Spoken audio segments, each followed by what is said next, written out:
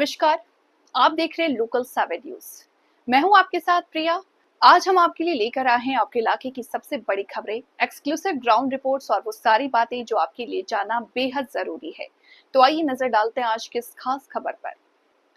करनाल में डॉक्टर मंगल सेन ऑडिटोरियम इतिहास रचते पलों का साक्षी बना, जब यहाँ राष्ट्रीय अंतरिक्ष दिवस का भव्य आयोजन हुआ।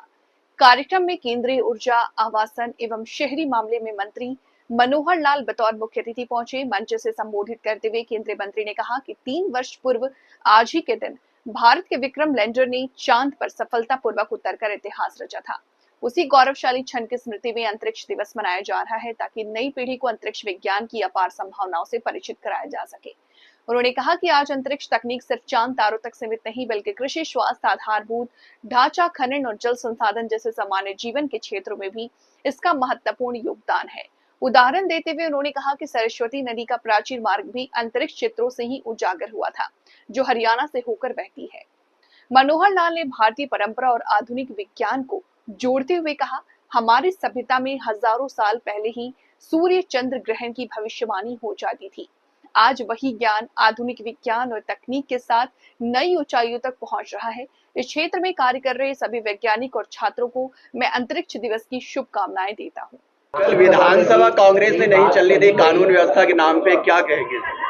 देखिए, पहली बात तो यह है कि जैसे केंद्र में इस बार संसद को बिल्कुल विपक्ष ने चलने नहीं दिया, और ऐसे ऐसे मुद्दे जो वास्तव में तो उनको सब समझ है और उनके ही खड़े किए हुए मुद्दे हैं, उन्हीं के विपरीत वो बातें जाने वाली हैं, लेकिन उस चीज को न समझते हुए, न समझने के कारण से उन्होंने जैसा व्यवधान पूरा महीना भर केंद्र में लोकसभा या राज्यसभा को नहीं चलने दिया, और उन्हीं विपक्षी दलों के आगे जो मित्र दल हैं या वो स्वयं दल हैं, उनको एक आभास हुआ कि शायद सदन को न चलने देने से कोई लाभ होगा। मैं दावे से कहता हूं कि सदन में इस प्रकार के व्यवहार से, चाहे उन्होंने लोकसभा राज्यसभा में किया, चाहे विधानसभा में ये करेंगे, निश्चित रूप से जनता उनको सबक सिखाएगी आगे आने वाले समय में। जहां तक जिस विषय की बात आप कर रहे हैं, उस विषय पर हरियाणा सरकार बहुत गंभीर है। एक इतना बड़ी दुखद घटना है, इस प्रकार की घटनाओं को एक चैलेंज के रूप में लेना ही चाहिए, लेकिन चूंकि एक दुर्घटना है, उस घटना में एक मृत शरीर का जैसा पोस्टमार्टम होता है, जैसा उसके पुलिस के द्वारा छानबीन होती है, उन सब बातों को लेकर के ठीक ट्रैक पर चीजें चल रही हैं। परिवार की संतुष्टि के लिए पोस्टमार्टम पहले हुआ तो उनका दोबारा कराना, दोबारा भी हुआ। बाद में यह आया कि नहीं, एम्स में तीसरी बार कराया जाता, तीसरी बार के लिए भी सरकार तैयार हो गई, हम कराएंगे। बॉडी वहां भेज करके उसका विसरा लिया गया है, उसका पोस्टमार्टम आएगा।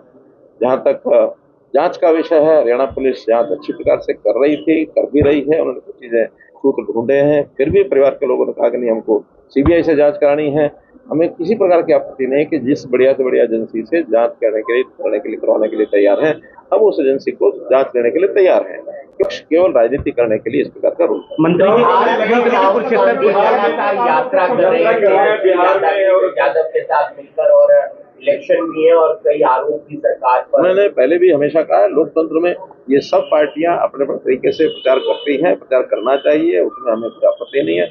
वो एक यात्रा नहीं 10 करें, जितने लोग सब करें, और यात्राएं वो भी करते हैं, हम भी करते हैं। विषय तो है जनता को जागरूक करना, जनता के सामने पक्ष रखना। अपना अपना पक्ष सब रखते हैं, जनता जो ठीक समझती है उसको करती है। जहाँ तक मेरा अनुमान है कि बिहार की जनता इन सब विषयों को जान चुकी है कि जो घुसपैठियों के वोट हैं, जिनके कारण से जो आज का विपक्ष है, खास करके जो केंद्र में, इन्हीं सब लोगों को लाभ होता था, और उस लाभ के कारण से अब वो चूंकि स्क्रूटनी हो रही है वोट लिस्ट की, उसकी छानबीन करके जो नकली वोट उनको बाहर निकाले जाएंगे, इसकी सबसे बड़ी तकलीफ इन दलों को है, क्योंकि ये सब उपयोग करते थे। कहावत है कि उल्टा चोर हुआ तो कोतवाल को डांट दे, नहीं चोर मचाए शोर। तो ये चोर स्वयं है, शोर ज्यादा मचाते हैं, जनता सब समझती है, इसलिए इस बात की हमें कोई। मंत्री जी, कल्पना तारामंडल बना है कुरुक्षेत्र में, तारामंडल, और बच्चे देखने जाते हैं, लेकिन वो बंद रहता है, और उसमें अब एक शो चलाते हैं, लेकिन वो बहुत अच्छी चीज है। शिक्षा मंत्री जी सुन रहे हैं, आगे ध्यान देंगे। के अंदर, और उन्होंने कहा है कि जो अमीर देश है उनके दोहरे मापदंड के खिलाफ सरकार को WTO में आवाज उठानी चाहिए। देखिए, अंतर्राष्ट्रीय स्तर के विषय है, हमारी सरकार बहुत जागरूक है, कर रही है, और हम अपने पैरों पर खड़ा होने के लिए हमने अपने सारे प्रश्न पेश कर दिए हैं। हमने वोकल फॉर लोकल कहा है, और लोकल फॉर लोकल ही नहीं, लोकल फॉर ग्लोबल ये भी कह दिया, ताकि हम तो दुनिया में अपना माल बेचेंगे, अपना सामान बेचेंगे। हमको बहुत इन बातों की चिंता नहीं है कि हमारे बारे में दूसरा क्या सोचता, हम अपने बारे में ठीक सोचें, दुनिया बारे में अपना ठीक सोचेगी। धन्यवाद। तो ये थी आज की अहम खबर, वो हर अहम जानकारी जिसे जानना आपके लिए जरूरी था। अगर आपके पास है कोई खबर, मुद्दा या सुझाव तो आप हमें जरूर बताएं। हमें फॉलो करें सोशल मीडिया पर और देखते रहिए लोकल 7 न्यूज, क्योंकि खबर वही जो आपके करीब हो। मैं प्रिया आपसे लेती हुई इजाजत, नमस्कार।